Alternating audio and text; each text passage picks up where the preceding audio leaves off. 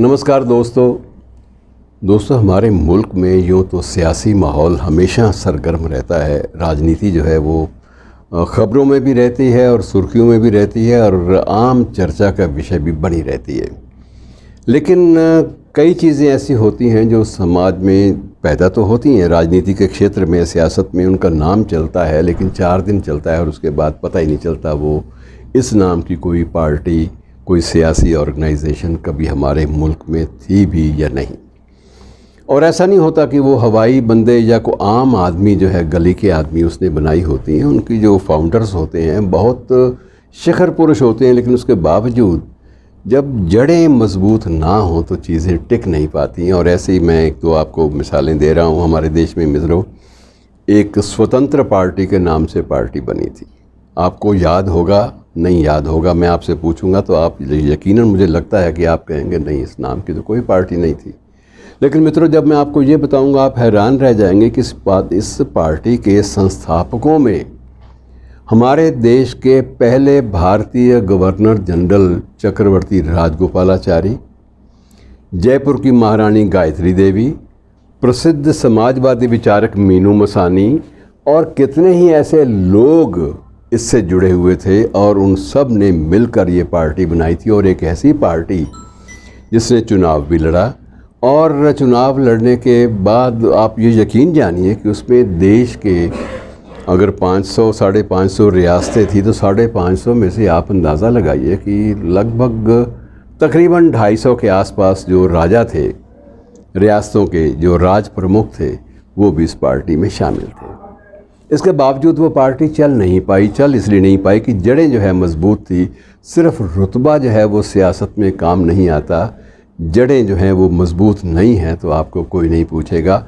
इसी तरह की एक और पार्टी का जिक्र जिसका मैं आज करना चाहता हूँ वो थी जस्टिस पार्टी। आपने इसका भी नाम यकीनन नहीं सुना होगा क्योंकि मैं भी इस नाम को भूल चुका था। लेकिन ये हकीकत है कि जस्टिस पार्टी के नाम से एक बड़ी सक्रिय पार्टी थी और उस पार्टी के संस्थापक ने जस्टिस पार्टी की शाखाएं अमेरिका वगैरह और अन्य देशों में भी खोल रखी थी। और जस्टिस पार्टी के संस्थापक का जब आपको नाम बताऊंगा तो आप खुद हैरान होंगे। ये हुआ था तो उसके संस्थापक एक स्पिरिचुअल आदमी थे, धार्मिक संत थे। हालांकि वो धार्मिक संत के रूप में कम जाने जाते हैं, लेकिन बहरहाल आपने नाम सुना होगा महर्षि महेश योगी। तो महर्षि महेश योगी जैसे विश्वविख्यात शख्स ने इस जस्टिस पार्टी की स्थापना की थी और जस्टिस पार्टी के बैनर तले बाकायदा चुनाव भी लड़ा और कुछ सीटें भी इनको पहली बार चुनाव में हाथ आ गईं। लेकिन उसके बाद ये पार्टी भी बिखर गई, ये पार्टी भी चल नहीं पाई क्योंकि इसकी भी जड़ें जो थी वो आम आदमी, जिसे लोकतंत्र कहते हैं तो वो लोक की बात है। जब तक लोक में जड़ें नहीं होंगी कोई भी सियासी गतिविधि, कोई राजनीतिक गतिविधि जो है वो चल नहीं पाएगी। महेश योगी मित्रों वो शख्स थे जिनके शिष्यों में उस समय के सबसे बड़े संगीत के पुरोधा, संगीत के हस्ताक्षर चारों बीटल्स शामिल थे। बीटल संगीत विश्व का सर्वाधिक लोकप्रिय संगीत माना जाता है। जॉर्ज हैरिसन, लेनन और बाकी दीगर लोग, ये सारे के सारे शामिल थे। और उसके अलावा उनके शिष्यों में बहुत सारे लोग अमेरिका से, बॉलीवुड से और हॉलीवुड से, दोनों जगह से जो विख्यात जो अभिनेता थे वो भी उनकी पार्टी के सदस्य बन गए। और महेश योगी का साम्राज्य मित्रों उस वक्त 16 देशों में फैला हुआ था और उसने जो चाहा, जैसी ज़िंदगी चाही वो जी। मुझे उन्हें करीब से देखने का मौका भी मिला। ऐसा कोई शख्सियत ऐसी नहीं थी जिसे बहुत आकर्षक शख्सियत माना जाता था। ये ज़रूर थी कि वो हमेशा हंसते रहते थे और हमेशा हंसते रहना उनका एक अंदाज़ जो था वो सब के लिए एक जादुई अंदाज़ बन गया। और खींचे चले आए लोग दुनिया भर से, कला संगीत के क्षेत्र से, राजनीति के क्षेत्र से, अफसरशाही के क्षेत्र से दीवानों की तरह लोग चले आए। और उस शख्स ने बाद में कुल मिलाकर 68 देशों में अपने जो भवन थे वो बनाए। अपना उसका हेलीकॉप्टर भी था, अपना प्राइवेट निजी जेट विमान भी था और उसी पर ही वो सफ़र करता था, यात्रा करता था। और ये कोई बहुत पुरानी बात नहीं है, बहुत पुरानी बात नहीं। 2004 में उसने सब कुछ अपना ये छोड़ दिया कि ये सियासत मेरे बस का खेल नहीं है। लेकिन उसके बाद उसने एक हॉलैंड में एक ऐसा अपने लिए आवास बनाया मित्रों, लकड़ी का आवास।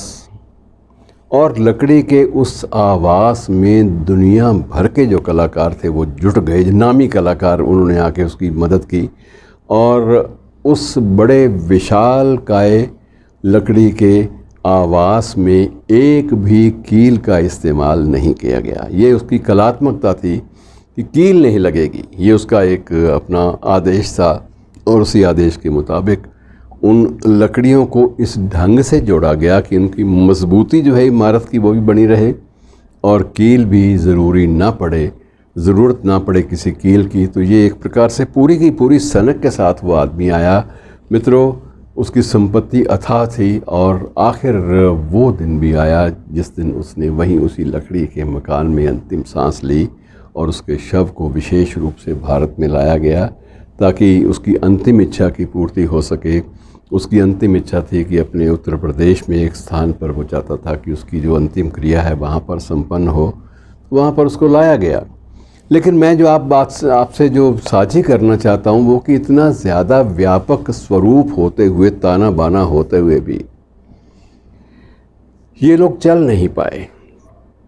कारण एक ही था कि ना चल पाने का, कि कारण एक ही था कि जड़ें किसी की मजबूत नहीं थी और कोई भी व्यक्ति इनमें से लोक हित से, एक आम आदमी के हित से जुड़ा हुआ नहीं था। इसलिए राजगोपालाचारी भी नहीं चल पाए, महारानी गायत्री देवी भी नहीं चल पाई, मीनू मसानी नहीं चल पाए, महेश योगी नहीं चल पाए। इसके अलावा भी बहुत सारी पार्टियां हमारे देश में बनी मित्र, और टूटी और बनी, और ये चलता रहा सिलसिला। तो जब भी कोई कोरे आदर्शवाद को लेकर आप कोई भी फार्मूला एक ईजाद करते हैं तो उन फार्मूलों पर ज़िंदगी जो है वो बसर नहीं होती। और वो फैज़ की बात याद रखिए कि तुम नाक टुकड़े चुन चुन कर दामन में छिपाए बैठे हो, शीशों का मसीहा कोई नहीं, क्या आस लगाए बैठे हो। शुक्रिया दोस्तों।